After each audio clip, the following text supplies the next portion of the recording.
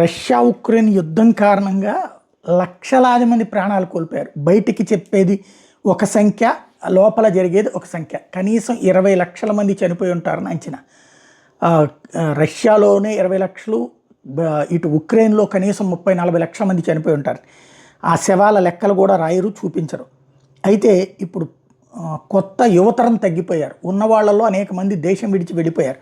ఈ నేపథ్యంలో ఉక్రెయిన్ కొత్తగా ఒక చట్టాన్ని తెస్తుంది. వాళ్ళ సివిల్ కోడ్ మార్చేస్తుంది. 14 సంవత్సరాలకే పెళ్లిళ్ళు చేసేయచ్చట.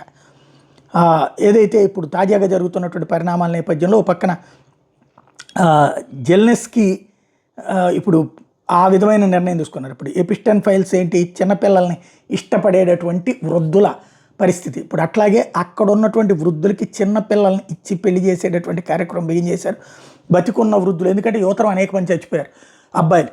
ఇప్పుడు అక్కడ ఉన్న అమ్మాయిల్ని వృద్ధులైనటువంటి వాళ్ళైనా సరే పెళ్లి చేసుకుని పిల్లలు కానేటట్టు. ఒకప్పుడు మనకి దివిసీమ ఉప్పిన సందర్భంలో ఆడవాళ్ళు అనేక మంది చనిపోయారు.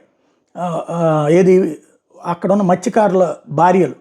దాంతో ఇతర ప్రాంతంలో ఉన్నటువంటి మత్స్యకారుల యొక్క చిన్నపిల్లలు అప్పటికి 30 ఏళ్ళు 40 ఏళ్ళు ఉన్నటువంటి వాళ్ళకి 15 ఏళ్ళు 16 ఏళ్ళు ఉన్న అమ్మాయిల నుంచి పెళ్లి చేశారు. అందుకని నేను ముందు అప్పుడు స్టోరీ కూడా చేశాను అనమాట. తర్వాత 25 ఏళ్ల తర్వాత చూస్తే 45 ఏళ్ళ 50 ఏళ్ళ మగవాళ్ళకి 25 ఏళ్ళు 30 ఏళ్ళ మహిళలకి ఉండేవాళ్ళు భార్యలుగా.